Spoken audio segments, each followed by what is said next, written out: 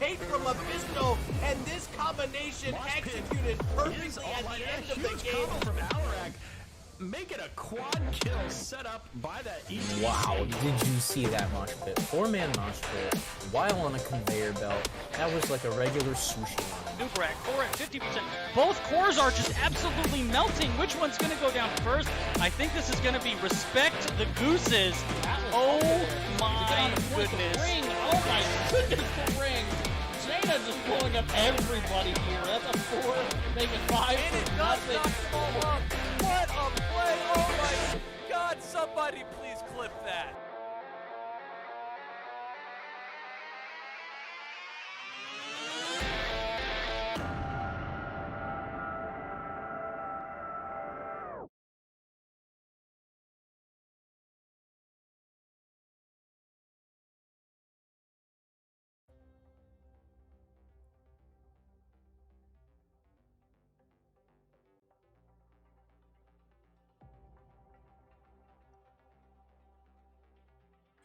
There we go. Hello, everybody, and welcome to the Zul'jin Distillery Invitational. Tonight, we're going to catch a game between ReGen Ghost and ProBUs. I'm your host, Aero, and you may have noticed you don't get to see my shining face today, and I apologize for that. Just moved, and yeah, so things are a little different, and I don't have enough lighting in here, and I don't have my camera set up. So, at least for tonight, you're just going to get the opportunity to check out what's up on the screen there. But real quick here, just letting the teams know that we're ready here. Let's go over our map bans and more importantly, the map pool. You may see here there are a couple of extra maps than you might not normally be used to seeing. Well, ReGen Ghost, they started out with the bans onto Brax's Holdout and Hanamura. I was really hoping to see a Hanamura, but not tonight. ProBUs, they banned out Dragonshire and Alterac Pass, and our first map of the day here going to be on Infernal Shrines. That was a selection of ProBUs. Taking a look at the standings, as we can see here, ProBUs and ReGen Ghost neck and neck in the standings. ReGen Ghost only 1 point behind. I don't actually recall how many teams go to the playoffs in XGDI. They change it every season based on team voting. So my guess, I believe it's 4 this season. So I think ReGen Ghost at this point has to find themselves some points here, be able to get up into that top 4. But it looks like we are all set up and ready to go for the draft, so let's hop into it.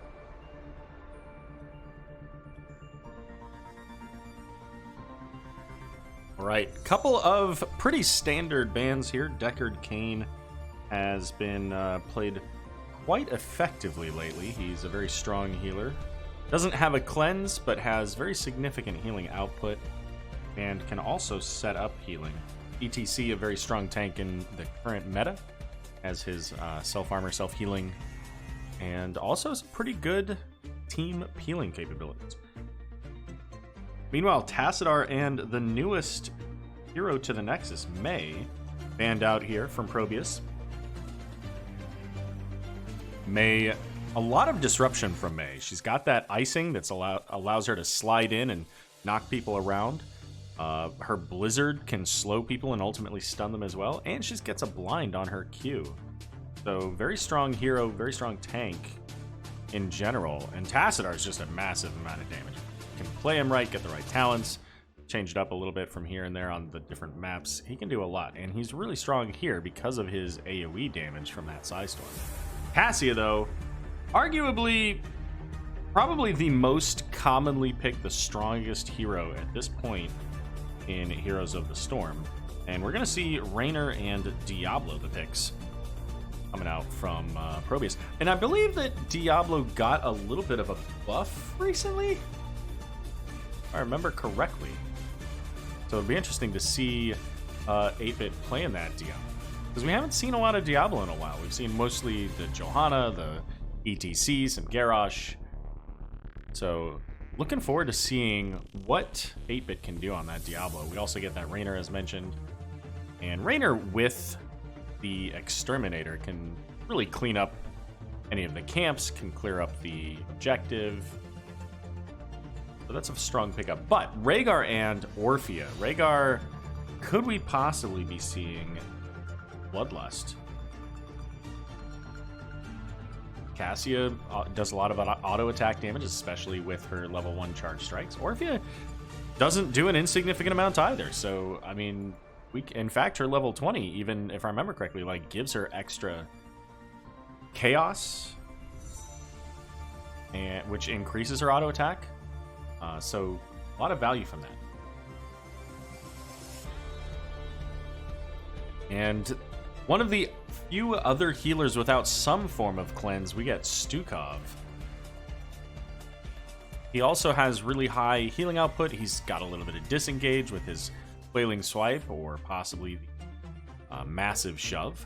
Kael'thas here. Kael'thas gets a lot of value on Infernal Shrines because he's got the ability to put those living bombs on the shrine defenders and spread that, ultimately putting a lot of disruption into the enemy team, having to maneuver around those living. But we're going to get 2 patented heroes out of Shui and Mongoose. Shui with the Leoric, and Mongoose with Johanna. And Ragnaros coming out for Badgerlord, so looking forward to this. I expect that what we'll see out of that combo is we'll see a Diablo Shadow Charge right into a wall, maybe a flip, and a Sulfura Smash coming out of that with a Lurking Arm to silence them underneath. Maybe a little bit of the Gravity Lapse. There's a lot of potential stun silence opportunities here from ProBUs. On the side of ReGen Ghost, maybe it's not going to be the Bloodlust. It could be still, but it also could be the Ancestral. Got a couple of really high health targets, Leoric, got Johanna, so it could very well be either of those options here for Rhaegar. Rhaegar does get a cleanse, and I think that is a huge value to them to help prevent that CC chain combo that I mentioned earlier. But the game just about loaded, so let's get into it here. Soon, TM.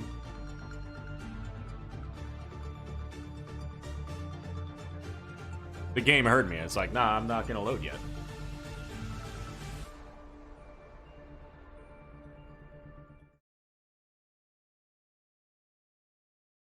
Alrighty, on the right, we've got our red team. It's ProBUs. We got Hirobi playing the Kael'thas. Alright, we got Hirobi playing Kael'thas. We got Digital Legacy on the Rainer, 8-bit on Diablo, Desdon, Stukov, and Badgerlord playing the Ragnaros. And on the left here for ReGen Ghost, Litterok going to be playing Cassia, Dub C 613 on the Orphea, Andrew playing the Rhaegar, Shui on Leoric, and Mongoose on Johanna. All right, so we do see here at the beginning, Ragnaros heading up into the top lane. He's got this Sulfurous Hungers talent, so he's looking to increase his stacks as early as possible, and you only get those stacks when you kill minions. Majesty, I will bet you it will not be Lava Wave. Just throwing it out there. Big stun onto Johanna, but she's going to get that heal out of the Rhaegar. Nice condemn, pulling in 3 or 4 there of the ProBUs team. Under their towers, though, so can't really shove too much into that engagement. Mongoose on the Johanna going to come over and be aggressive about this positioning, trying to stall out the rest of ProBUs from getting here, and ultimately is going to be successful in blocking ProBUs from getting 3 minions worth of XP, because of course the globe minions don't give XP. Diablo with low health, but not low enough to be too concerned there. He's got that Stukov to keep him up. But it looks like here we're going to get a little bit of an invade. Now, this is remarkably aggressive on the Diablo side of things here. We see he will fall, but they do get the counter kill onto Rhaegar. Ultimately, Digital Legacy using that Adrenaline Rush, not enough. Is Cassie going to finish it off with a Javelin? You know what, Majesty? Sure, fair enough. All right, ReGen Ghost coming over here to pick up their siege camp. They did already pick up that bottom siege camp, preventing the invasion from ProBUs, as ProBUs now just finishing that up. And that does give them a bit of an advantage here. So we see 8-Bit holding on, making sure that they don't come into try to do that invasion. But I think it's more likely they might go up to here rather than into that siege camp. Maybe not. It is going to be ProBUs picking up the camp, but are they going to be able to get Diablo out of here? Diablo does get the flip, but brings in Orphea, and she says, you know what, that's cool. I'll throw out a little bit of a Shadow Waltz onto the back line of your team. Meanwhile, up in the top lane here, Badgerlord almost halfway completed with his Q quest. And this is... So the Q quest is an interesting setup because it does give you additional damage every time you hit with that. The big challenge there is that you're going into Johanna, and if she blinds you, you just lose that Q, right? It's just a wasted ability. But Johanna, Rhaegar, Leoric, that level 16, getting a 9% damage maybe, getting the Q resets, could put out a lot of damage from the Ragnaros as this game goes on. ProBUs electing to not get their seed, or their Shaman camp rather, instead going to go ahead and pick up as much of the shrine as they can. 10 so far. Yeah, so the game audio is really quiet because otherwise it gets really obnoxious. So we'll talk about it later. 8-Bit in the silence there, preventing most of the team from coming through for ReGen Ghost. But all of that damage going right into Diablo is going to force him to pull back. Rhaegar getting a little bit of chomp action there, but it's not going to be enough. Ragnaros going to pop the Molten Core. They only need 9 more to go here, so if they can get some vision, that would help Ragnaros. But ReGen Ghost doing a pretty good job of keeping those minions away from the potential for Ragnaros to pull them off.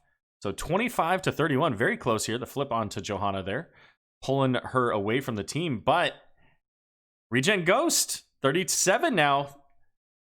And they do pick up the first Punisher of the game there. And there's no Molten Core now for Ragnaros to help defend this. Level 7s available for ReGen Ghost. Not all of them have taken them, of course, but they'll get around to it eventually.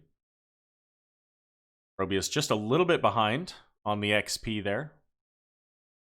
Mostly attributed to those deaths, but obviously these towers going down will help. Diablo evading the Punisher there by charging Johanna into the wall, and the living bombs getting spread to Orphea. The tower going to work, taking down Orphea with that negative armor and just that one living bomb. And it just goes to show you have to be really careful, even with these Punishers, as Ragnaros completing that quest there. You have to be really careful with these Punishers. You do anything to an enemy hero, and that fort or that keep will attack you. And if you're a hero that doesn't have a lot of health, you could be in trouble. That said, ProBUs, after their defense, not a lot of health on this fort down in the bot lane, but they do pick up the siege camp that was denied them earlier from their original invasion. And moving on. They are trying to take whatever advantage they possibly can here by picking up these siege camps and keeping ReGen Ghost a little bit on the defensive now after that kill onto Orphea there in the bot lane. Here we go. Charge on to Leoric, but Leoric does have that Wraith Walk, so he's going to be able to make it away. And does pause there so that he doesn't hit that living bomb into the structure. It looks like ReGen Ghost is going to take this opportunity to finish off the bottom fort, and that's absolutely critical. Getting that fort down gives them now catapults in that lane every so often. And check it out. Next Punisher is in the top lane. They want that bottom lane to provide pressure. Level 10's here, but Ragnaros getting caught. Ultimately going to be a swift death there, as just the Blessed Shield coming from Johanna in that engagement. So the rest of the ultimates for ReGen Ghost are available here. Speaking of those ultimates, it is going to be Ancestral and the Entomb along with Ball Lightning and the Eternal Feast. So look for that Blessed Shield setup into the Entomb along with the Eternal Feast. That's what I think we're going to see here. And there'll be some lightning balls flying around. That'll be happening. Level 10 now here for ProBUs. got there, Majesty? I can't check. I can't see. Does that say Lava Wave? I'm not sure. So we do have the Flailing Swipe, Sulfurous Smash, we got the Phoenix, we got the Hyperion, and we've got the Apocalypse.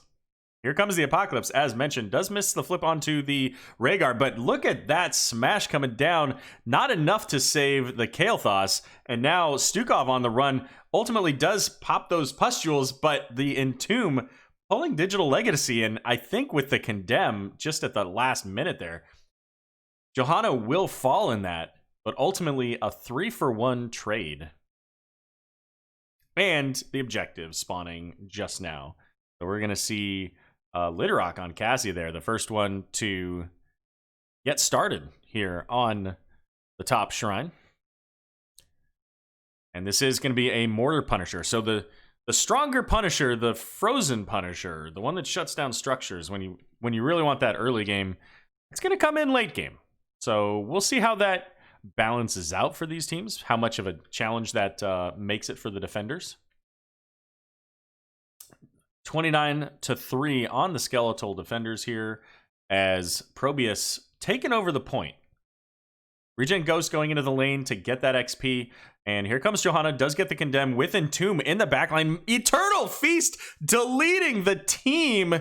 So many calories going into Orphea's little minion there. As Diablo, Stukov, and Kael'thas all fall. Molten Core is up and available this time for the defense, but the big problem here is pretty sure that's where Ragnaros went in. I think Ragnaros is going to find himself. Yeah, there he is. Rhaegar finds him here. Does have the slowing totem, and the rest of the team's going to come in and finish off, along with some fireballs, some great balls of fire out of the Punisher there. As ReGen Ghost gets the second fort of the game, looking really strong here. 11 kills to 3 so far. Punisher jumping in onto Diablo.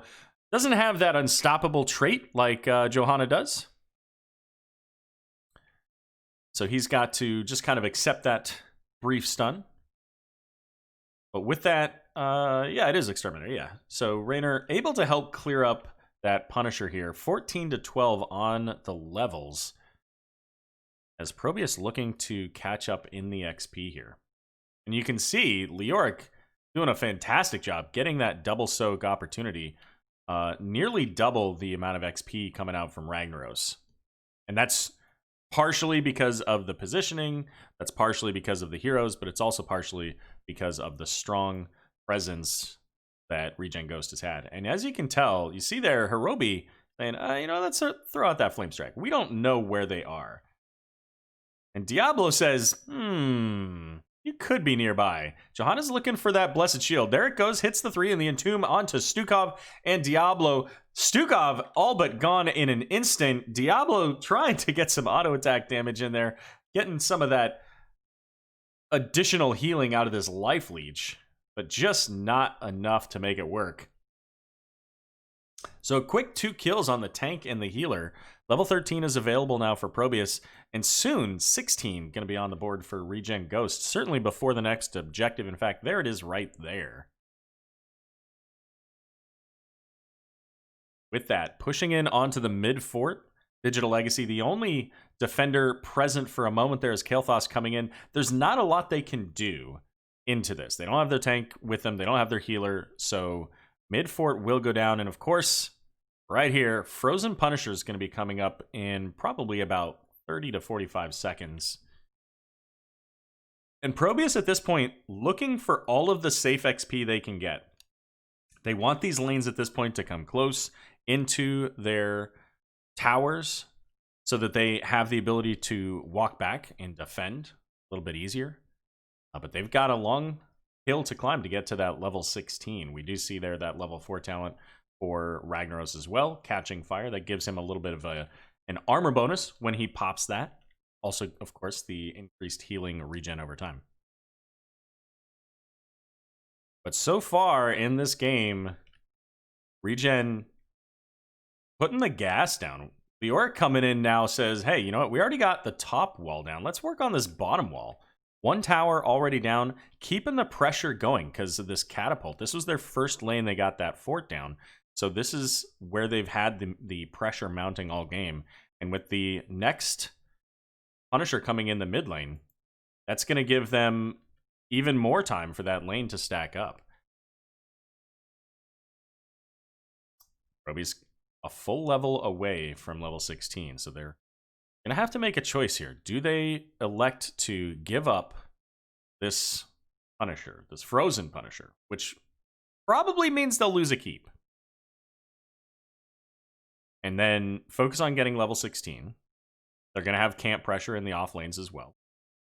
Or do they try to defend it? And for the most part, it looks like they're trying to get that XP. And of course, as I say that, instead, they will go in. So 23 defenders here so far. Ragnaros can use that Molten Core to defend as well and get some of these. But keep in mind, all the ultimates are up. We've seen that Blessed Shield, Eternal Feast, Entomb combo, and there it is, getting 3. This time led off by Shui. The Eternal Feast coming out. Diablo's going to Shadow Charge out. He's not going to get very far, though, as Stukov, Kael'thas, now Ragnaros make it a full team wipe from ReGen Ghost. And they've got a Punisher coming in the mid lane. They've got Catapult and Shaman in the top lane. We see now ReGen Ghost coming through the top lane. They're going to get this top keep. I mean, this Punisher, again, with the frozen template here, is going to ultimately take out that mid keep as well.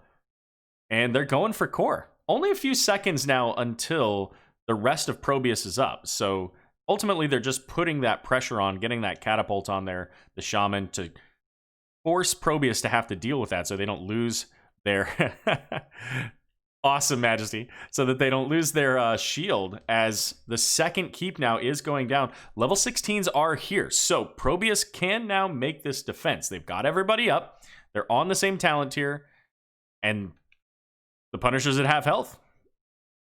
This is a strong defense area because of these roots, but the big stun out of the Punisher, Eternal Feast as well, and Badger there caught by the Entomb. A lot of damage going out onto Mongoose. Might actually fall, is going to, in fact. And so that's 2 for 1. The Punisher is still a lot of health. In fact, he's going to jump right onto Raynor. Raynor's going to have to disengage, but the root lands onto Stukov, and the Punisher getting one last kill before ReGen Ghost putting their first game in the bag.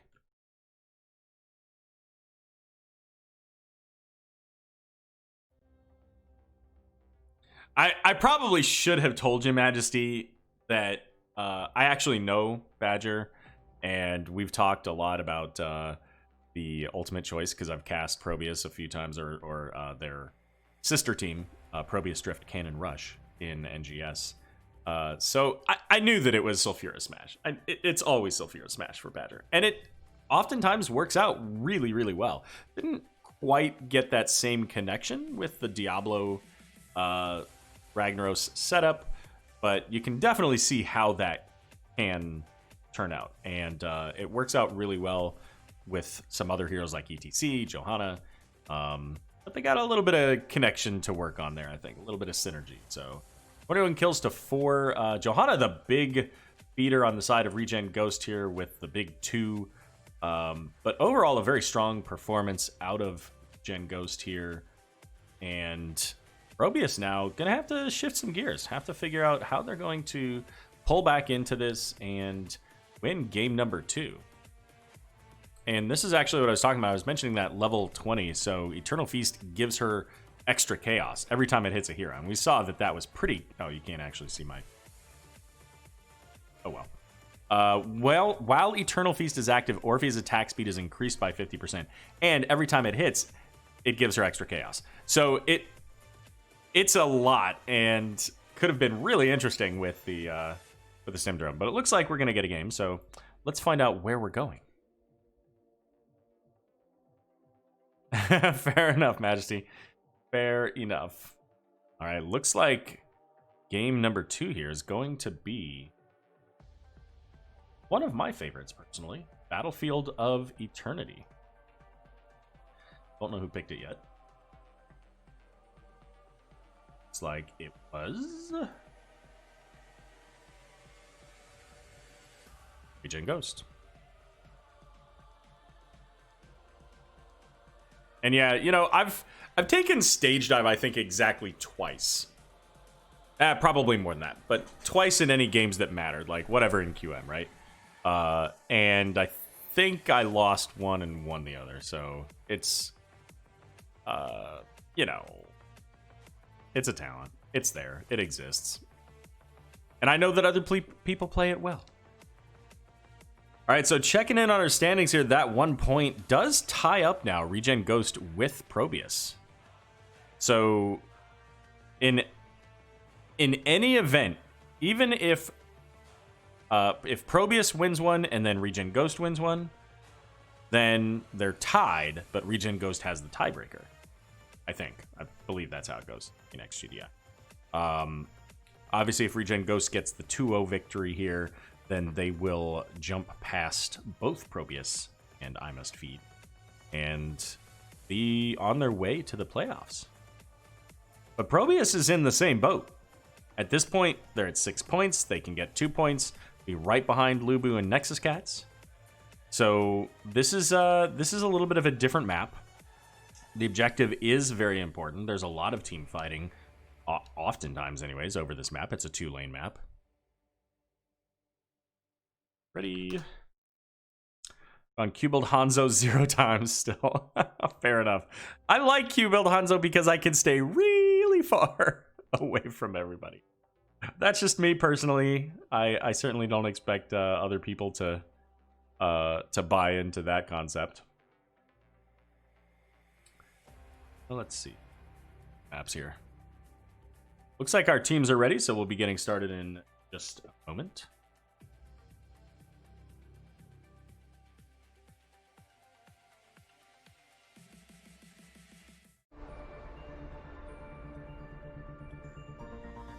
So I was mentioning there earlier for Masked Introvert.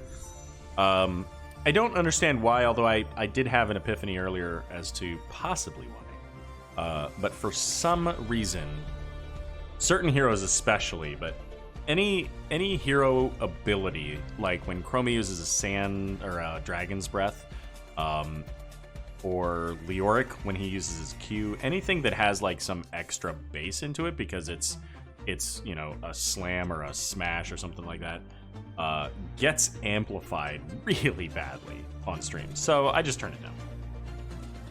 Orphea gonna be the first ban here from ProBUs, and I mean, that's not a big surprise. They had a tough time.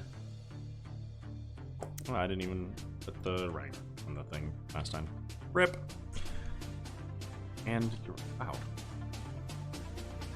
The heck, I wasn't paying any attention last game.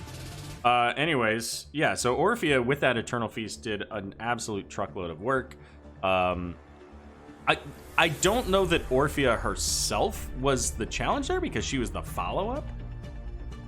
So, you know, maybe, but then again, you may not see the Leoric on Battlefield. It doesn't quite have that same brains. You could still see Johanna though. So, gonna get rid of the Cassia. As mentioned, she's a pretty high priority hero. And then you've got Li Ming here as well. And Li Ming has some pretty good race, and as does Greymane. So really focusing on the race heroes are ReGen Ghost. Yeah, I didn't change the sound, but it's just there are certain things that'll come through, and like you really have to listen for it because it's turned fairly far down. All right, first pick coming in for ProBUs. What's it gonna be? Deckard Cain.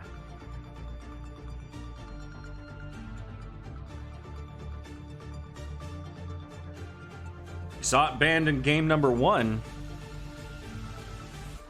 We'll have to see how it turns out here in game number 2. Deckard being able to put down his potions early, setting up for the team.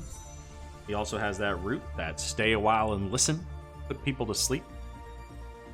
Maybe a little bit of Lornado action. The corridors here are very narrow, so Lornado can do a lot of work. That said, it's going to be a mosh pit, and with that, that ban onto Orphea feeling pretty solid right now. But the Tassadar is a great pickup. I really like Tassadar on this map. We saw him banned out in the last game, and even more so here, he can get a lot of value with those force walls. And May will get to make her debut in this matchup. We're going to go back into the Rainer. But May, I mentioned earlier, she's got all of those disruptions. One of the things that she can do, actually, I don't know, is Avalanche ban? I have to take a look at that. Avalanche. I guess there's a bug with Avalanche. I haven't actually personally looked. But there's a bug with Avalanche that does something. So, yeah, it is banned. Okay, so 8-bit, don't take Avalanche. I'm gonna message him on Discord just to make sure.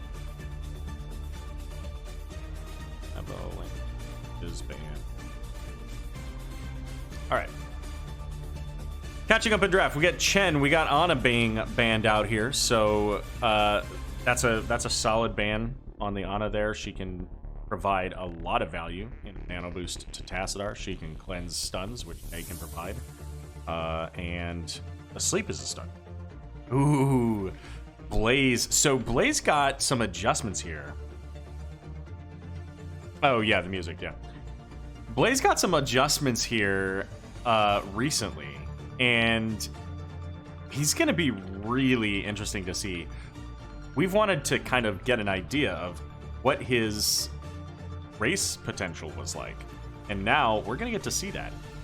But here it is. We got the Blaze and Kel'Thuzad coming out from ProBUs, but the last man on the board going to be Deathwing.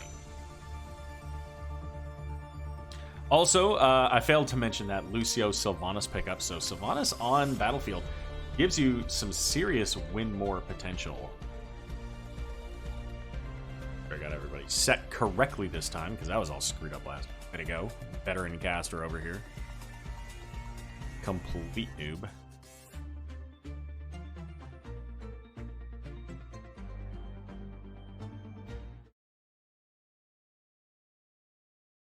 All right, so Deathwing. Rainer can do a decent amount of damage to Deathwing, but he's probably not going to go for the build that would really benefit from that. That being said, Kel'Thuzad can make use of Deathwing as kind of a glacial spike. Because he's unstoppable, he can actually use Deathwing as a pull target, pull them into them. So, all right, starting on the left this time, we've got ReGen Ghost. It's gonna be Shui on the Deathwing, Littlerock there on the Sylvanas, Andrew playing the Lucio, Dub C 613 on the Tassadar, and Mongoose on the ETC. And on the right, we've got ProBUs, Hirobi playing Kel'Thuzad. We got 8-bit on the May, Desda there on the Deckard Kane, Digital Legacy on Rainer once again, and up in the top lane, it's gonna be Badgerlord playing the Blaze. So with that change recently here to the Incinerator Gauntlets, moving to 4, Adrenaline Stim Pack is picked up a lot more frequently. It gives him auto attack speed, it gives him movement speed as a baseline when he's high health, but it also gives him a burst. Every 30 seconds, he can increase that auto attack speed and the movement speed significantly. And if he takes that Incinerator Gauntlets at 4, which I imagine he will, at level 4, he's going to get a huge boost to his immortal race damage as well. So we'll see how that turns out here. Deathwing rather, going into Dragon Soul. So every time he does that big AoE circle like we just saw a moment ago, he's going to be able to heal from that ability. So most likely looking a little bit more toward the melee range. We do see him in the Destroyer form here, with those lunges and that AoE burst. Down in the bot lane, a little bit behind is the health bar of ProBUs, but that's somewhat to be expected, right? You've got Deckard Cain, which requires the active participation of the team to pick up those healing potions, but he also can go out of mana really quickly. We got Hirobi there getting a couple of stacks early on his Master of the Cold Dark. Eventually at not level 30, but at 30 stacks, big 75% increase on spell power. Also, Field Study going to be the pick here for Deckard Cain, giving him that additional spell power when he gets people caught in a root. And that's for a long time, too. So that's potions that it'll affect. That's his roots, his Scroll of Sealing right there, and the Heraldric Cube. Now, this is a little surprising. A very early Shaman camp. So to me, this tells me that maybe ReGen Ghost is going to try to zip up, maybe get the top camp as well when the Immortal Call comes, which is right now. And we do see here ProBUs, they're going to come over and get their Shaman, so this is going to be activated at the time that the Immortals are coming in. Maybe they're going to actually come in and be aggressive on this. We see the movement speed there from Lucio. He's got that green. And Desda going to get caught, the Force Wall coming down. And there's First Blood coming out. May coming in saying, hey, you know what? Maybe we can continue this engagement. But Kel'Thuzad the only one really there. Deathwing now coming in. Gets that chomp onto May, using that Ice Block to heal up. But May doesn't have a whole lot of health at this point. But has enough mana and enough health to get out just barely, but can Blaze. Blaze doesn't have that ability to kind of skirt through people like that Icing does. But check it out. Kel'Thuzad already at 12 stacks now. Last time we looked, 2 stacks. So that engagement, while they did lose the Blaze and they did lose the camp, not a complete loss there for ProBUs, because as they get closer and closer to that 30, at 15, they're going to get that Glacial Spike. 30, of course, the big burst in damage. But the big story right now, the Immortal race, as ReGen up on the halftime. Deathwing up in the top lane, pressuring, keeping that XP going. And now Blaze is going to have to head up there to deal with that. There's the chain onto Deathwing. As mentioned, he pulls them to him. He doesn't care. He's not going anywhere. Cataclysm coming out will isolate the May and the Deckard. And Kel'Thuzad kind of walking through the end. I was about to say Cataclysm in and of itself generally doesn't do a whole lot of damage, but it turns out if you don't have a lot of health and you walk through it all, it's enough. Level 7 now available here for ReGen Ghost. Looking really strong, even at the beginning of this game as well. They get the first Immortal now. Down in the bot lane, it's Blaze versus Deathwing. I keep wanting to call him Diablo. So in the bot lane there, ProBUs was able to pick up a little bit of value. Nice unstoppable there by 8-Bit to prevent that stun from Mongoose with the Force Wall in the way, preventing him from getting back to safety. But Sylvanas shutting down this tower is going to help secure the top fort now going down. Glacial Spike now available here for Kel'Thuzad, so he may be able to catch some of these heroes a little bit more easily. And it's a little risky sometimes taking heroes like Kel'Thuzad on a map like Battlefield, because look at how much value this first Immortal got, all the way to the keep wall, nearly getting that one tower down. And Kel'Thuzad hasn't been able to stack yet, but he's getting close. 21 stacks here. They're looking to try to get anything that they can out of this. But just, could they get the ETC there? Not quite. No chains available. And I think at this point, I think maybe ProBUs just needs to kind of back off. They're a little bit far forward. They have no defense here to pull back to. And they're falling lower and lower. Deckard has almost no mana, and May will be the one to pay for it. Looks like Blaze was able to pick up that siege camp in the bot lane, so able to get some pressure here with those minions. And it is Incinerator Gauntlets. This is kind of the standard build that we're seeing here. Adrenaline Stimpack with Incinerator and then Crossfire. So giving Blaze that opportunity to get a lot more damage. Let's go Ghost, give him the probe. Fair enough. All right, well, ProBUs coming back into the top lane here as ReGen Ghost on their Shaman camp. And we are seeing now level 10s available for ReGen Ghost. Got that bellowing roar out of Deathwing. Sound Barrier going to be the pick for Lucio. Got the Archon out of Tassadar, the Mosh Pit, of course, and the Wailing Arrow. ETC looking is going to isolate the Kel'Thuzad, but ultimately can't quite get either the Kel'Thuzad or the Rainer. And we even see those danger pings saying, hey, maybe we don't go this way. And this is an awkward place for ProBUs to be. They don't want to be right up in the front line of ReGen Ghost with that Mosh Pit potential, especially being down 3/4 from level 10. I think this is remarkably aggressive here. May's going to get feared away, but it's not going to ultimately cause any big issues there. ETC falling very low does get the sound barrier, so he's going to be able to make it out. Maybe okay? Yeah, it's like it. So the Shaman camp is going to get picked up, so nothing significant ultimately happening there other than kind of to be expected, ReGen Ghost getting the Shaman camp, but ProBUs kind of just gathering that XP here, trying to get caught up. And we do have Rainer here on the point. Oh, getting stunned. The Immortal doing so much work. Oh, geez, I missed that. Sorry, guys.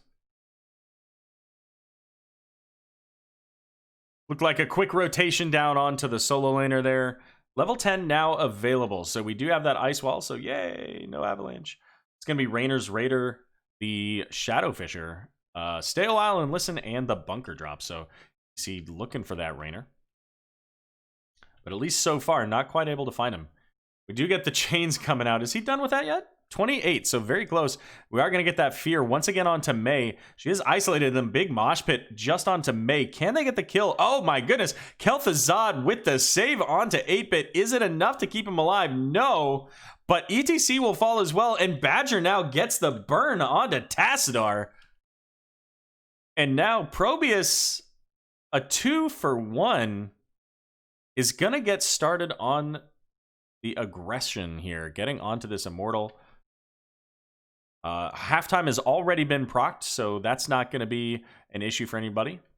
And Kel'Thuzad throwing the chains onto the Deathwing, but it doesn't matter. That said, we do have the Heraldric Cube reducing his damage, so that's a very big value there out of that Deckard. Badgerlord could be in a bit of danger here as Lucio, trying to chase him down, does find a potion, so that will keep him in there. But Deathwing coming in is able to get huge value, but it's not enough. As Lucio is going to fall right before him. Digital Legacy going to push back Mongoose. This is a 5-on-3 now, and taps have been used. Just missing on the chain there. But this could be, maybe? Does she have her unstoppable? She does, so she's getting 40% of her health. Does get burned down, so the first Immortal for ProBUs here. First objective, I think, so far in this series now for ProBUs, actually. And level 13 is coming up for ReGen Ghost. Now, ReGen Ghost does have this pressure up in the top lane, so the lane is pushed back. They've got the catapults. It looks like we're going to get a 5-on-4 up here. As all of ProBUs electing to come up into the top, they want to equalize this lane. They want to keep the pressure going. Kel'Thuzad looking for somebody with that. A little bit blind, I think, on the chain. So not quite able to get a hero. Now, Deathwing down in the bottom is going to make his way up top. As level 13s are here as well. Badger now heading down toward Deathwing. Might have seen him there, said, you know what, okay, I'm coming back. But they don't get the fort down. Here comes Cataclysm in the back. ETC is going to isolate the Kel'Thuzad. And that force wall making another ice wall as well. So all kinds of walls going off here. Mei's going to get caught by that mosh pit. As ETC with the power slide will secure the kill. The sound barrier coming out, keeping the rest of ReGen Ghost nice and healthy. Badgerlord does not have any mana, so cannot use the jet propulsion to get out. Might be able to use that adrenaline stim pack if necessary. Or not. Force wall coming out, and that's going to be a triple kill for ReGen Ghost. First map was Infernal Shrines. Taco. And with the Sylvanas here, top keep wall going to go down. And Hirobu's got to be a little bit careful there. Not too far forward. Is going to bait the ETC into the stun. Gets caught by the root. The tower now. Can they get any completion here? They do get the Deathwing, though. They trade a full keep wall. And that's a painful trade. ProBUs did have a lot of value, but they did get this top port. So they've got a path now. Should they ultimately get a significant team wipe here? Not necessarily 5, but maybe 3. 3 could do it. So ProBUs now pushing that siege camp in the top lane. Probably going to head to their shaman as well. And that'll give a lot of pressure now. That'll force Deathwing to have to stay in that top lane while the Immortal is... the race has begun. See in the top. Yep, it shrines. I forgot that showed. So both teams picking up the camps in the opposing lanes. So ultimately this favors a little bit for ProBUs because of the fact that they have that top lane pressure mounting with catapults as well. And it looks like ReGen Ghost is going to head right there. They want to clear this up quickly. Blaze, in theory, could probably clear these up pretty quickly too with that Adrenaline Stim Pack and Incinerator Gauntlets. That being said, Raynor with Exterminator is putting in a lot of work onto this Immortal. And this is really beneficial for ProBUs. They want to get this to halftime as quickly as possible so that they don't have to engage on that far side. They've got a couple of squishy heroes in that Kel'Thuzad and the Raynor. But level 16 now available here for ReGen Ghost, and expect them to look for a fight. And it could be right here. Because that could be 2 heroes right there. Cataclysm is coming out, puts Deathwing right in the face of Mei, but it's not quite where they needed to be. But halftime so far in favor of ProBUs. Here's Jet Propulsion coming out from Blaze. You can't stun the Shui. He is too powerful to be bothered by your mortal abilities there. Blaze is going to get, wow, the bunker coming down. The ice wall as well, going to stall out that mosh pit here. We got the root coming in, is going to land onto ETC. Sound Barrier keeping him nice and healthy as the Raynor's Raider following him around. Badgerlord going to be able to make it out with about 20% of his health. And a number of ultimates used there. In fact, basically all of them. Now, I expect... do we see it 4? No, we don't. Yeah, at 1. So the strip, or the chains are reducing armor when they land. So even onto Deathwing, that's going to cause a reduction in armor. So Deathwing coming down is taking loads of damage. We see that Adrenaline Stim Pack from Blaze. Oh, gets stunned by the Immortal in the Jet Propulsion, and ETC is going to take advantage of that stun. So close to getting the kill onto that Deathwing, but ultimately the Immortal with the big brain plays. And up in the top lane, catapult pressure making its way to this keep. There's the big chain onto Tassadar. Can they get him? The Shadow Fisher, the Death and Decay, they'll finish that job. Mei, however, is very stunned. Icewall's going to come out, keeping her healthy and ETC away. Doesn't have a lot of mana as Shui coming in, gets the big fear. Digital Legacy in danger, but so is Shui. He doesn't have a lot of health. And he will fall. Oh, but Andrew coming in. Lucio finding himself a Raynor, trying to skate away. Only 200 health. Triggers the camp with those auto attacks. You have to be very careful as Lucio as you make your way around.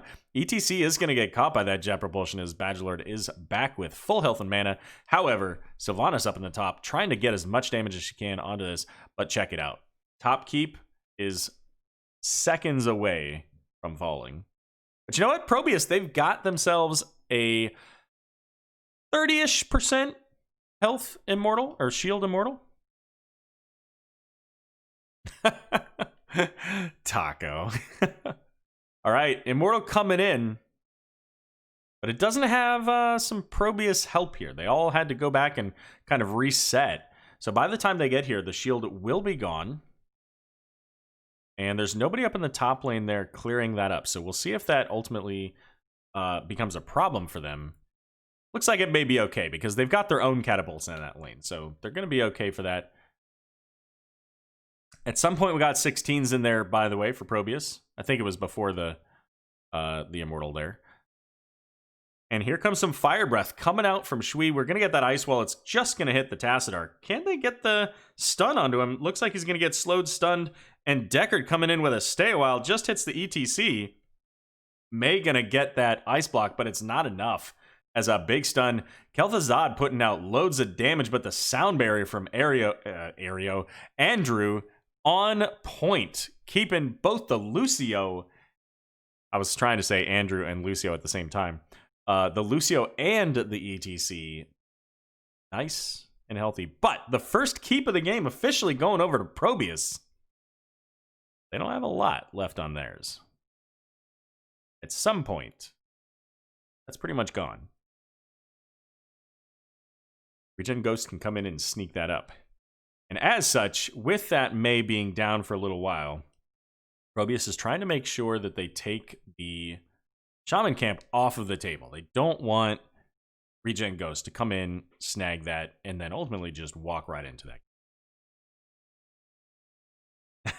May goes deep and the rest of the team is nah. Indeed. You know, sometimes you just have that moment. But keep in mind, too, I mean, the rest of the team here, who do you got, right? You got Raynor. He doesn't want to be up in somebody's face. You got Kel'Thuzad. He doesn't want to be up in somebody's face. You got Deckard. Nobody wants to be up in anybody's face, right? So, and the last time that Blaze got up in somebody's face, he got caught by an Immortal Stun. So, maybe a little bit gun shy on that one. Camp's being picked up here by ReGen Ghost. Looking maybe to collapse in on the May. Right? May is showing. Deathwing's going to head down there and make sure that they clean up the catapults. But this is high value for ProBUs. Coming into the Immortal, ReGen Ghost doesn't have level 20 yet. And they've got constant catapult pressure in the bot lane.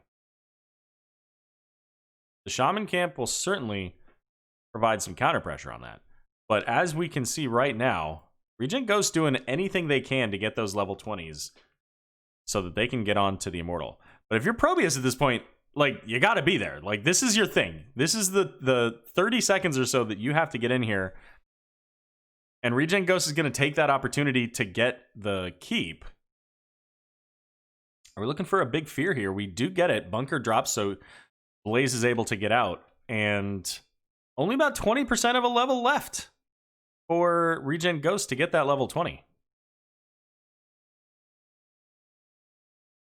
And there's the halftime. Only the one catapult here in the top lane, but pretty much no matter what now, ProBUs is going to have to be mindful of that, just as much as ReGen Ghost has to be of the bot lane. And now, what a favorable position for ProBUs here. They're able to just sit and burn this Immortal down, and even with level 20 coming up now for ReGen Ghost, this is ultimately going to be a very strong Immortal. The question now is, can ProBUs get level 20? They've got a whole bunch of XP in this top lane. And they're very close. If they can get level 20 with this Immortal, as heavily shielded as it is, they might have the advantage. I mean, they definitely have the advantage. The question is, can they overcome the Deathwing and the Mosh Pit? Speaking of those level 20s, what do we got? We got the Death Metal, of course. We got the Eternal Archon. I don't remember what it's called. Twilight Archon. But this is where the action is over here. Cataclysm coming out from Deathwing. He doesn't have the upgrade to that. He took Arrival of a God. Big split from the team here. Desda trying to get away. Gets booped back by the ETC. And now Lucio coming in. Big Mosh Pit is going to secure the kill onto both May and Deckard. Now Raynor in a whole lot of danger as this Immortal is working on the keep, but it's getting damage from both the keep and the catapult. We see Herobian now. Blaze heading over here. They basically are saying, we got to race for the core here at this point. And they have a huge advantage having an Immortal on this. I don't know that it's enough. We'll have to see. Big chunks coming out from that Immortal. It's dropping fast, but so is the core of ProBUs. This could go either way, 33 to 40. It is gonna be down to the finish, and it's gonna be ProBUs at the last moment pushing into the core with the Immortal. What a finish!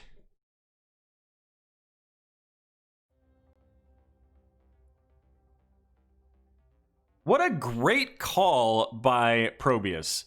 They had the Immortal. They said, you know what? This is really strong. We're 15 or 20 minutes into this game. We're level 20. Kel'Thuzad does pretty significant damage with that Death and Decay. And Blaze, Adrenaline Stimpak. So he can get those auto attacks, and you're always going to hit the Crossfire. Always going to hit the Crossfire on a core. So you're going to do a lot more damage. That was an absolutely insane play. The game, 15 kills to 7. ProBUs sticking it out throughout that whole game. Just slightly behind in the XP, manages to pull out the victory. And now we're going to a game 3. 1-1.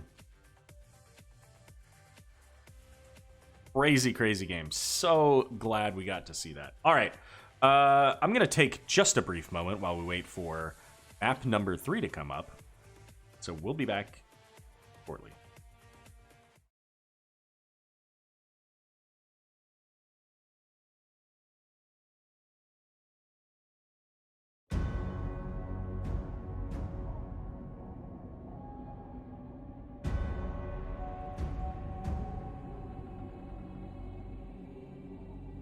There is an eternal battle between light and darkness.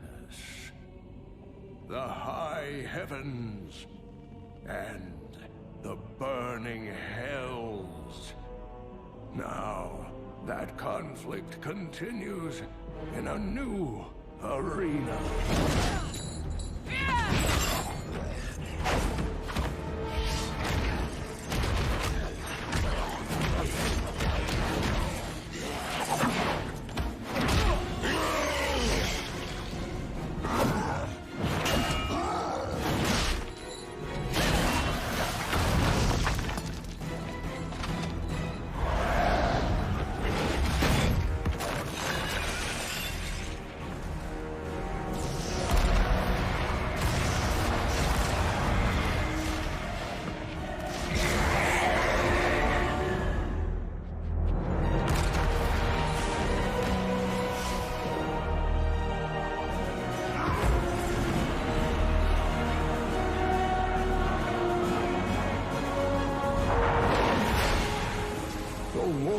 For the very heart of the Nexus is about to begin.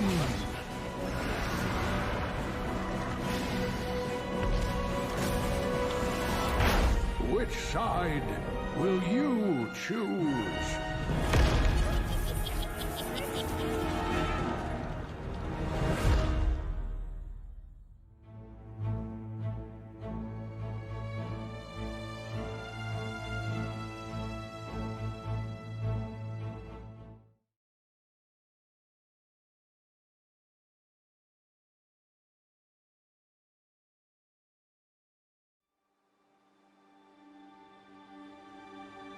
When I was young, I lived a life of recklessness.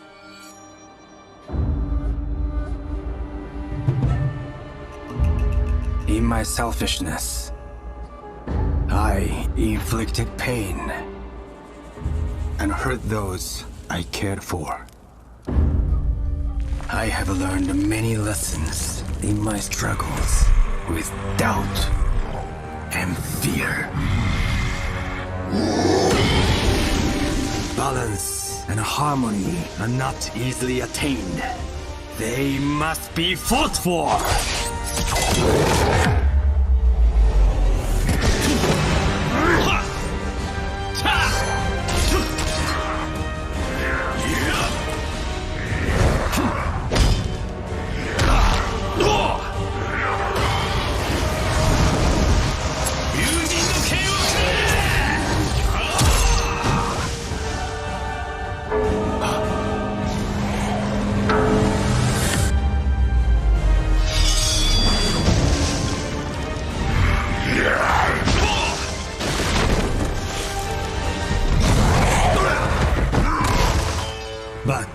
Along my journey, I have learned another lesson.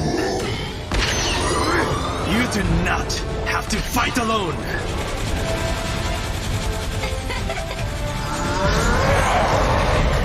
Let's do this!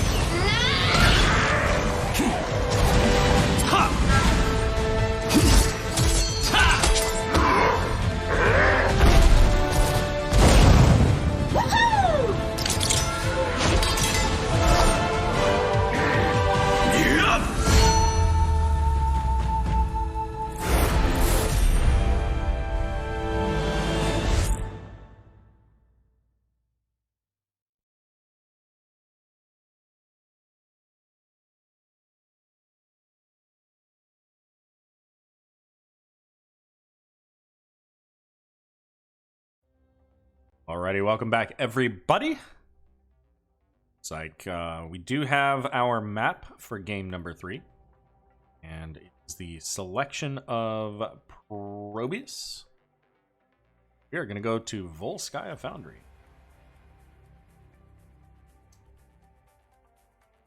Like, doing this game? No. Okay. Well, there we go. All right, so how do we get here? What do we do? What have we seen? Well, ReGen Ghost won game number 1 on Infernal Shrines. That was the selection of ProBUs. ReGen then took us to Battlefield of Eternity, where ProBUs won it in a by a nose photo finish on Battlefield of Eternity. And now, as has been the case for evening, the losing team electing for first pick, so ProBUs taking us to Volskaya Foundry. This is fairly commonly a longer map. We could be here for 30 minutes going into this game. Who knows? Could be a long one. But you know what? Let's just take a quick peek and see how the standings, shall we? So with those points now, I don't actually know how ReGen Ghost did against I Must Feed, so I don't know which of them is higher, but ultimately ProBUs with that 1 point does put them in 3rd place. ReGen Ghost either 4th or 5th, depending on the tiebreakers. And you know what? I think I can actually look that up. I think I'm on the right page for that. Let's see. So ReGen Ghost versus I Must Feed. They haven't played yet, so there you go. ProBUs isn't really in a tiebreaker situation with anybody, so have any of that. Just out of curiosity. Oh, they haven't played I Must Feed either. There you go. Neither of them played I Must Feed.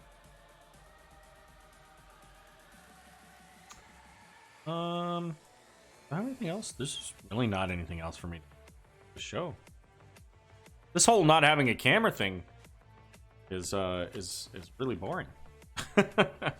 So little to show you guys. All right. So game number 3 on Volskaya Foundry. It's going to be a different setup than what we've seen for Infernal Shrines and Battlefield.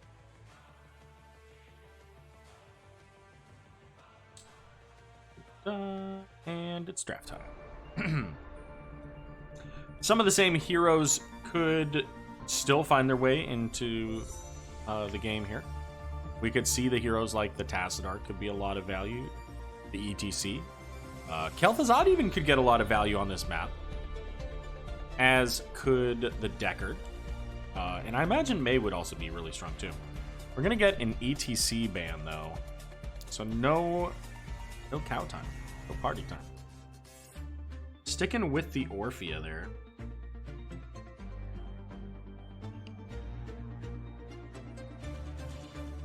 Remember who else they made.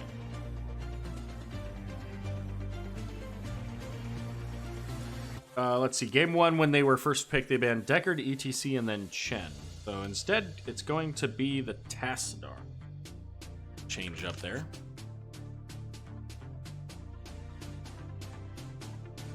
And Cassie gonna get banned out as well. Same 2 bans that we saw from ProBUs last game.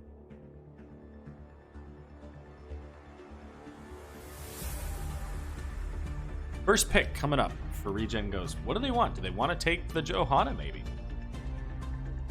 Could be a strong pickup for them. Instead, they're actually going to go into the Deckard.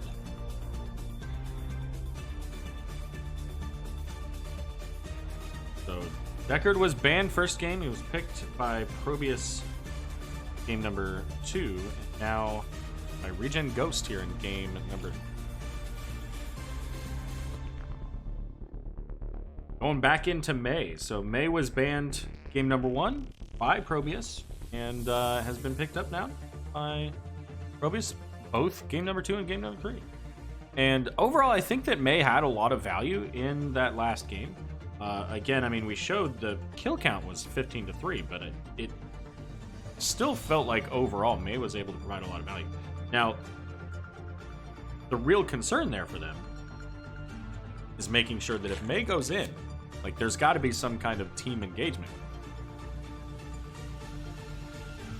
That being said, Blizzard on Volskaya Foundry, I can see that being very strong from May with the slows and stuns.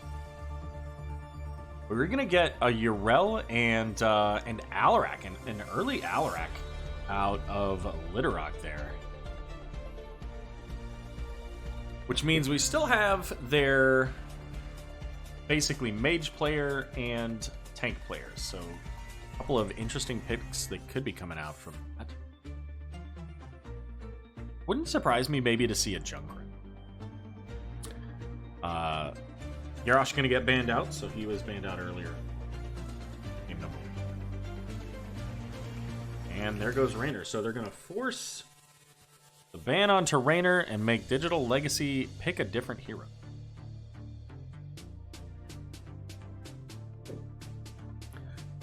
What? The puppy cam is not turned on. I don't have the camera on at all. There's just not enough light to really be effective. So next time I'll have more lighting and we'll get the puppies on. All right, so it's going to be Malfurion, and they're leaving Digital Legacy for the end. And I generally like the Malfurion pick on Volskaya. I'm interested to see how this kind of works out. We saw the Blaze and May working together last game. Li Ming can really put out the damage with the stuns that both of those heroes can bring, especially on top of that with the Malfurion. But there's going to be Chromie coming out from Dub, and Mongoose bringing in the Diablo. So we saw Diablo game number 1. Struggled a little bit in the hands of ProBUs with the team comp that they had. But is it going to be a better fit? And I think, if I remember correctly, this is actually one of the harder maps for Diablo. Just because of the positioning of the walls. It's going to be Falstad here for Digital Legacy, so that Mighty Gust, maybe a little Wind Tunnel. I'm not sure. The ReGen Ghost has a lot of burst potential between Alarak and Chromie, but then once those cooldowns are down, they basically just have to wait. Yrel can be a surprising amount of damage as well, so there's that. There is a lot of CC potential coming out from ProBUs though, and there's no cleanse for ReGen Ghost. Basically, their cleanse, you do have the root and stun or root and slow cleanse out of Yrel if she takes Hand of Freedom at 4. But the only real cleanse that they have, kind of, is like a Chromie trap. So we'll see.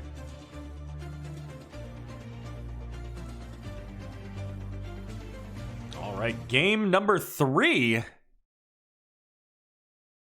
After such an exciting game number 2.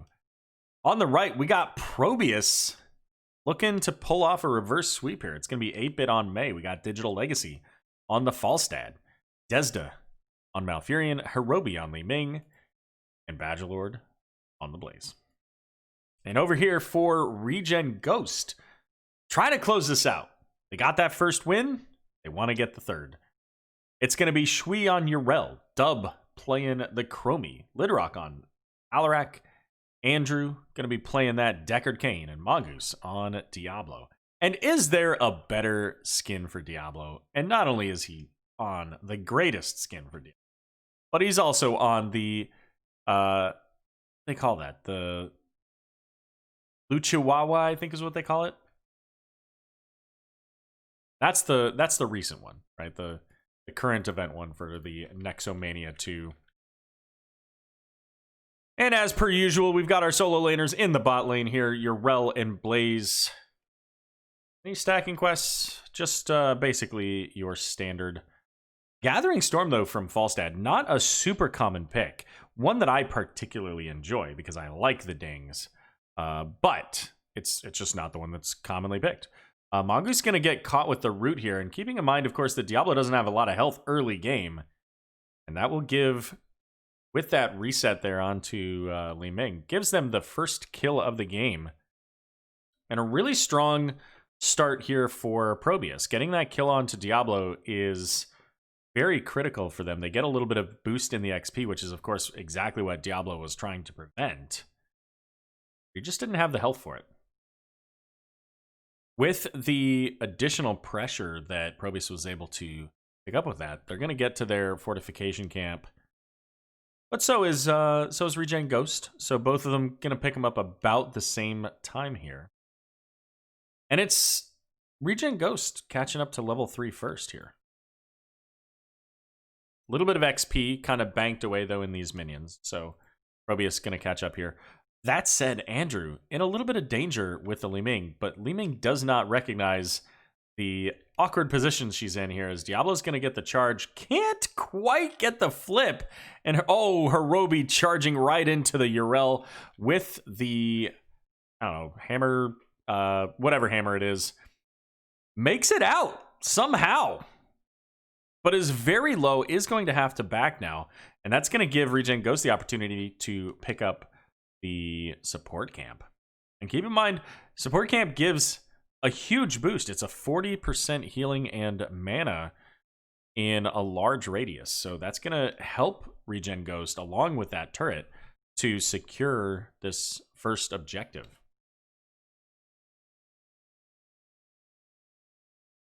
Down in the bot lane, Blaze versus Urel. Taking a look at these talents, we got level 4s again, showing Blaze going into that Adrenaline Stim Pack, along with the Incinerator Gauntlets. And we do have here for Li Ming, taking the Aether Walker at the beginning here. So she's going to be able to teleport more often, but also those magic missiles doing 10% more damage.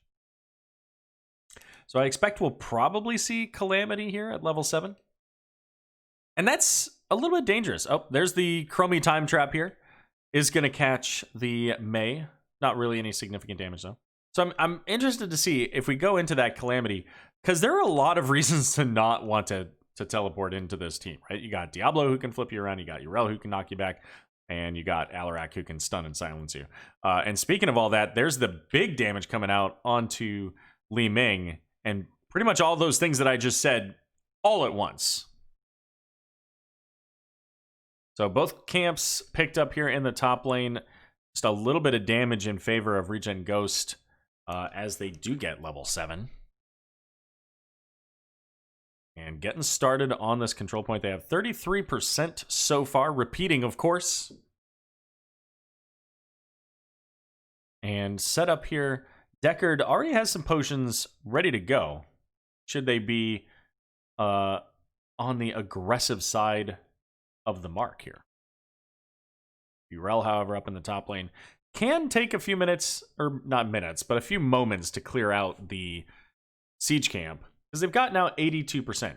Rest of the team, though, does need to be careful, as Urel is quite visible up in the top lane. But ProBUs really pushing a lot into this, is able to pick up that turret, so they are going to steal it, but here comes Urel, going to knock everybody back, and I thought we saw the Dorito coming out from Deckard, but I guess not. And the flip's going to come out. Turret dropped, by the way, right there. It's sitting there. Nobody picked it up.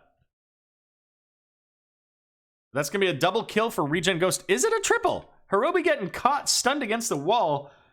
Deckard looking for the root. Instead is going to get the Blaze. And you can see the pings calling for the turret. So ProBUs was able to pick up the invade onto ReGen Ghost turret, and now ReGen Ghost says, all right, let's get ourselves a second turret. Chromie likely going in here, maybe? Maybe not? Yeah, okay. So Diablo and Chromie, so they don't have their strong tank frontliner. They do, of course, have Urel, but she's off in that off lane. But they do have the disruption. The disruption from Alarak. And I think at least a little bit of that was how they got that kill onto Falstad. Keeping in mind, of course, Falstad is not a high health hero. So getting that damage coming out from Chromie, getting that Q blast and the laser. Speaking of the laser.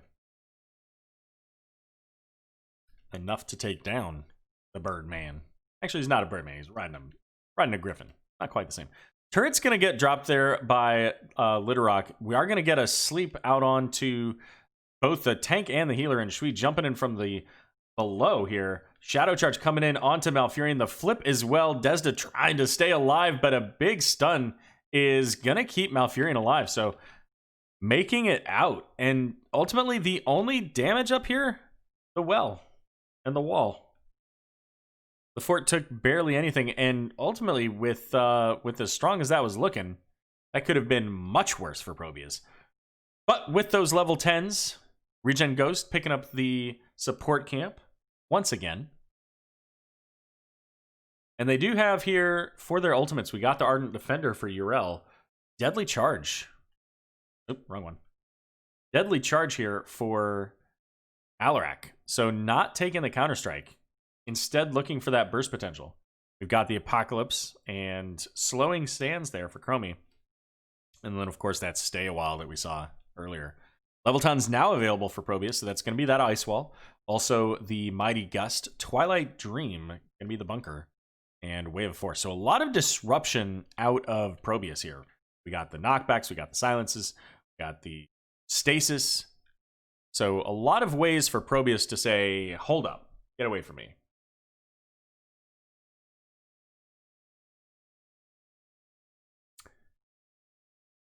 Not a whole lot to do in the mid game of Volskaya Foundry. Just gather your soak. It looks like we're going to a little bit of soak in the mid for ProBUs.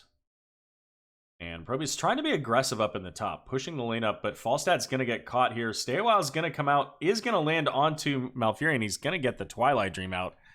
Can Desda make it out? No, the Ice Wall and Mighty Gust both used, but just a little bit too late. Those are relatively lengthy cooldowns. Not too bad. But 8-Bit here, kind of taunting the Beast, is slowing down most of the team, but here comes Littlerock looking for that silence. Does get the pull, the telekinesis. And there's Badgerlord getting the stun onto the team here. But this is not really a fight the ProBUs wants. They don't have their healer, so any damage done to them is extremely significant. Speaking of that damage, knockback onto Falstad, the Shadow Charge coming in from Diablo, and that's going to be the end of the Wildhammer. Shui there taking a lot of damage from that fort. We talked about that in game 1, how easy it is to take the tower shots and reducing your armor. Desda getting caught by Diablo is going to fall once again, but this time Diablo will go down, resetting those souls, but he'll be back. And now, with one fort down in the mid lane, ReGen Ghost's going to start working on that channel. They also do have their siege camp that they're going to send out into the top lane as well. Top lane with the siege camps, like they don't get a lot of value, especially during the objective. It should be relatively easy to clear, but it's another thing that ProBUs is going to have to pay attention to. In addition to a Urel who wants to jump on your face, or a Diablo who's going to shadow charge you into a wall. And Slowing Sands is going to be placed to prevent most of the incoming ProBUs here. Urel going in deep has that Hammer of Wrath, and the root landing onto Blaze there does try to jet propulsion out just a little bit too early. Apocalypse is going to land, and Malfurion just getting bullied this game. Can they get this Diablo, though? They got him stasis. Oh, the jet propulsion is going to land onto the Alarak, but May, not long for this, as the rest of the team just too far away to capitalize on that ice wall.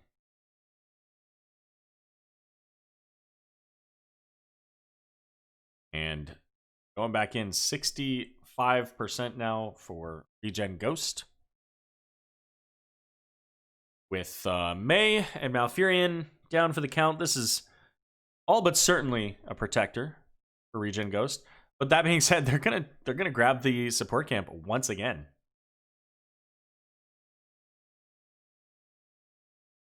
Sending Urel this time into the protector, so she's not going to be in the off lane, picking up that soak. And Chromie once again going back in.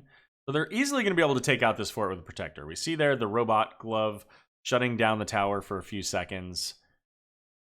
The question is, where do they go from here? They don't quite have 16, so it might be a little risky to stay here. They only have half the health on the protector at this point. Unless they can get a kill. Great unstoppable there by May.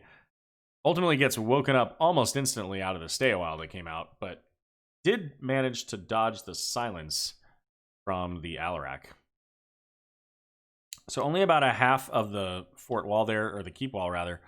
Apocalypse coming in is going to get the stun onto Malfurion, and oh my goodness, the deadly charge, the combo landing, 8-bit getting thrown all around between telekinesis and overpower and shadow charge. Some Hammer of Wrath.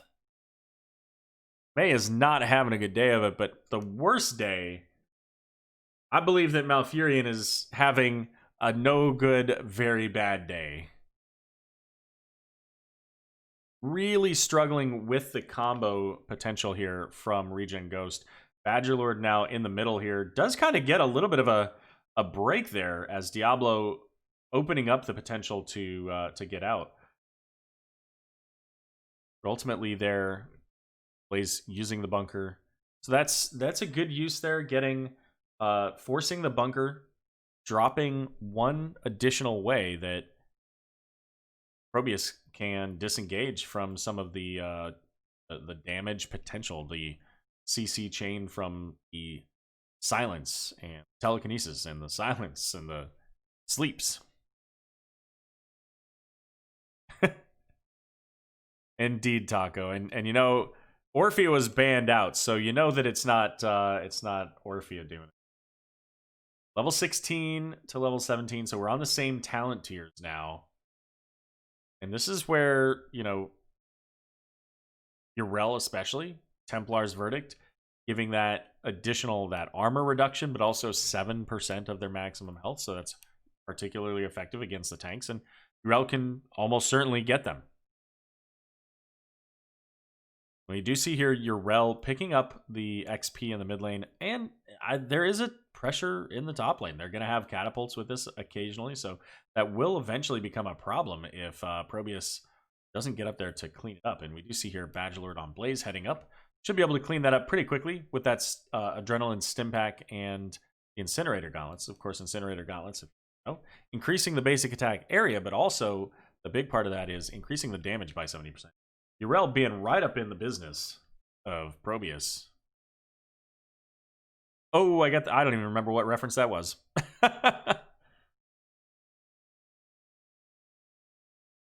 Maybe the Orphea one. I don't know. But level 18 is here now, and this is actually really important. Stay a while coming out, and we can see now those sandblasts are piercing. Mongoose looking for the Malfurion, interrupts the Twilight Dream, and also gets his quest completed. Icewall is going to come out, segregating the team here for ReGen Ghost, but not going to get any kills. Never mind, they do get that secured kill onto Urel. And all the while, this camp is putting damage out here. Oh, big telekinesis is going to allow the kill onto Blaze, and now Reset's coming out from Li Ming. They get the kill onto Decker. They get the kill onto Alarak.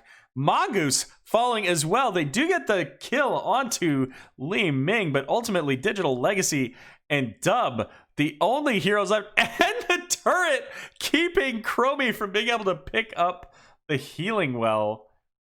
Ultimately, she is going to be able to get there eventually with the those sandblasts there taking out the turret, but definitely a scary moment there if you're a gnome dragon. Oh yeah, okay, that's what I thought, Taco. I thought that's where you're going.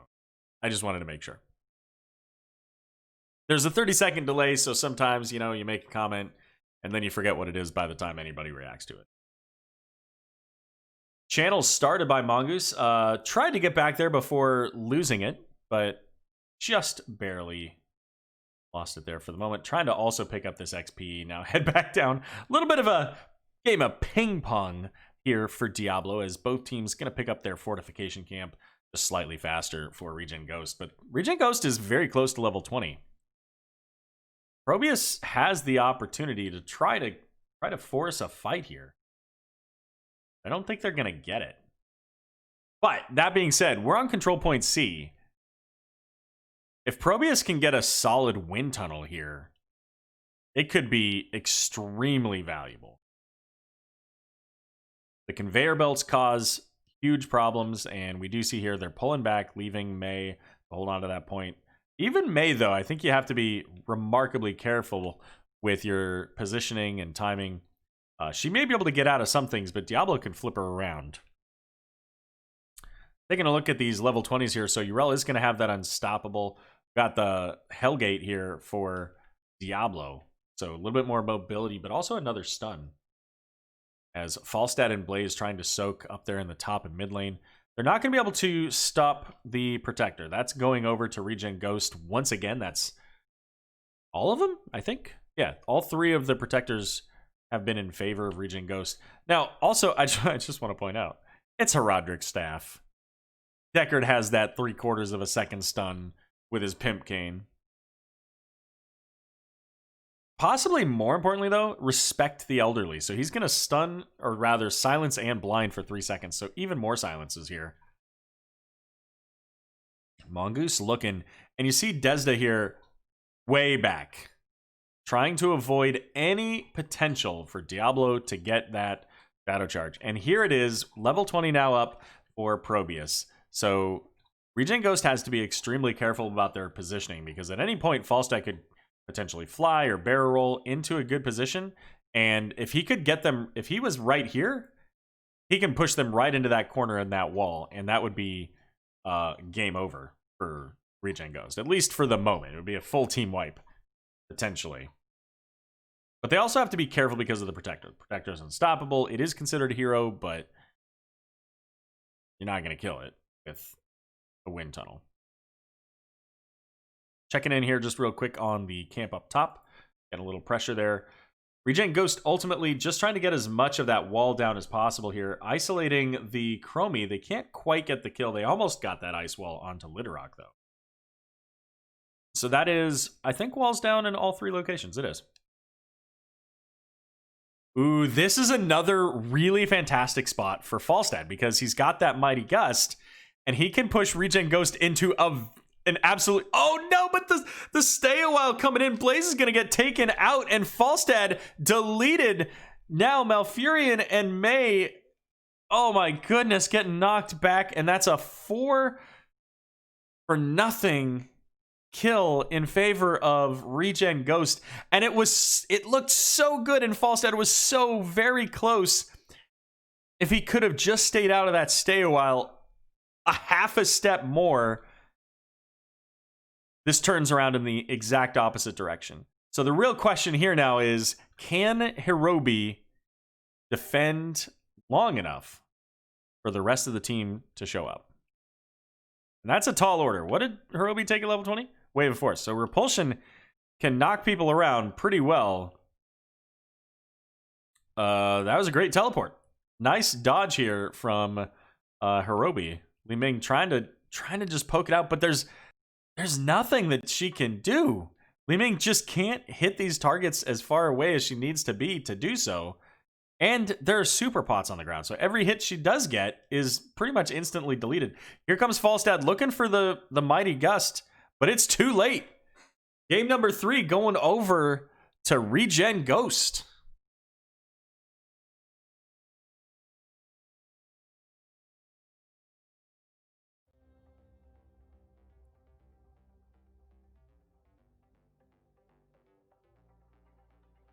ReGen Ghost pulling off the 2-1 victory over ProBUs.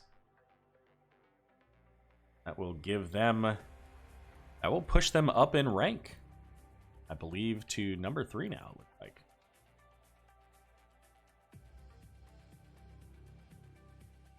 Well played from both teams. Absolutely fantastic macro play out of ReGen Ghost tonight. They did a fantastic job with their combos. ProBUs sticking it out, made sure that they pulled off, honestly, what was kind of an upset victory in game number 2. But never really far behind, but always just a little bit behind.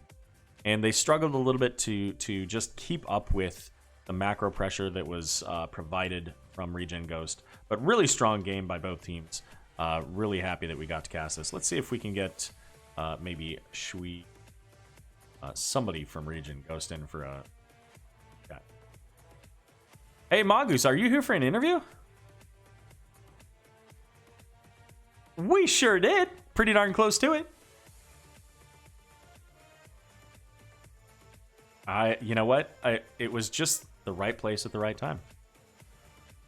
So, congratulations. I gotta say, that was an absolutely just amazing set to cast. It was so much fun. How was it to play?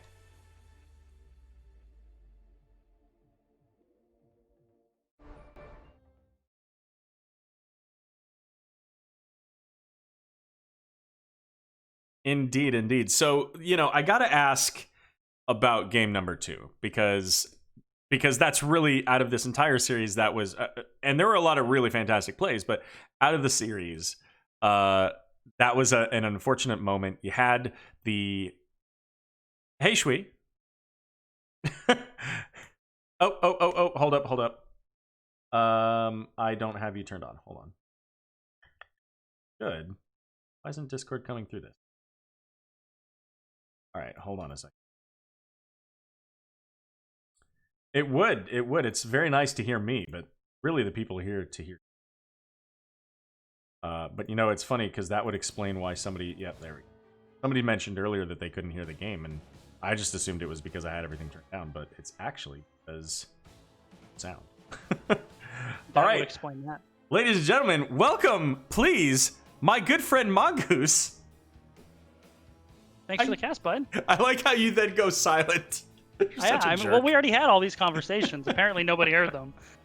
All right, so Mongoose, tell me about how much fun was it to play this set? And before we get into questions, I guess, is there anything that you want to say about what we were just talking about that you want to make sure that everybody heard? These were actually, it was a lot of fun. All 3 games. I really like those games where both teams are just kind of, I don't want to say brawling, but there was just a lot going on. There was a lot of action. It was kind of back and forth. Those are really the most fun games to watch and play. And it was game 2 in particular was a little bit batty, which I'm sure we'll talk about. But it was a really fun set. It was, absolutely, and I'm glad that I got to cast it as I got to hear I said it. But game 1, we start off on Infernal Shrines. You guys looked extremely dominant there. I think the total kill count was like 21-4 or 20-4 or something like that. And I said it just before you came in here, but throughout this series, you guys always seem to be, a half a step ahead or a full step ahead, depending on the game, of where ProBUs were. You were looking for the camps, getting those early camp, and I guess it's not really a camp invade for the middle one. But ultimately successfully defending that from their invasion. And your macro play tonight looked really strong. What's your guys' team makeup as far as like who's shot calling for you? Who's making those calls to get those plays to happen?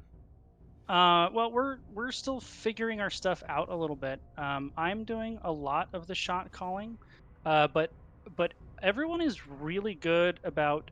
Well, when we're playing well, like we did tonight, we were very happy with our play tonight. When we're playing well, which isn't always, our comms are really good about not cluttering it with useful information, but nobody is afraid to speak up. So like that camp invade on BOE was actually not my call. the comms basically was said, "Hey Andrew," I said, "They're probably on their camp, so let's go grab ours." And Andrew said, "Well, if they're on their camp, they have 2 showing bottom and 1 showing top. Let's go get them." And that was kind of Andrew's call. So, "Oh yeah, you're right. Let's go do it." And that then we got good things out of it. So everyone is really good about chipping in valuable information, and when a pivot call like that is made about pivoting fairly quickly, there's still things we want to work on. But tonight it worked out really well that way. And you could tell that that particular moment that you're talking about, I mentioned on the stream with you guys picking up your shaman camp and that bot camp so early that it was likely you were going to head to top, which is what it looked like you were doing. And then as you were heading up, I was like, maybe they go here. And sure enough, Mongoose peels off. There you go. You get a kill and you get your camp out of it. So it's really entertaining to see those moments like officially happen, because you can almost imagine what the comms sound like of, hey, wait a second, let's go do this thing, right?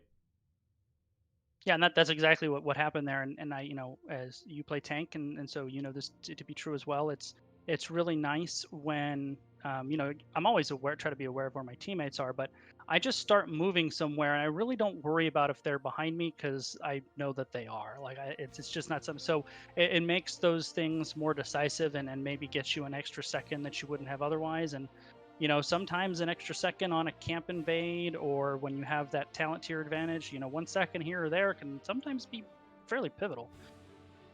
So going back to game number 1, I gotta call this out because, of course, I have a history with everybody on your team to some degree, except for Andrew. I don't think I've played a lot with Andrew, but I gotta call out here the Shweoric on game number 1. Of course, Leoric, a very staple hero for Shui. But those combos, whether it was your Blessed Shield leading into the Entomb with the Eternal Feast, or the Entomb leading into the Blessed Shield into the Eternal Feast, were on point 100% of the time. How did those feel? Like, were they obviously connected well, but were you guys just firing on all cylinders? Was there much communication to set that up, or was it really just everybody saying, "Oh, here's this thing, let's make it happen"? No, there was good communication, and I also think game 1 we controlled throughout, and I don't think that was necessarily reflective of where the two teams match up wise. I really don't think they had a great answer for it either, honestly.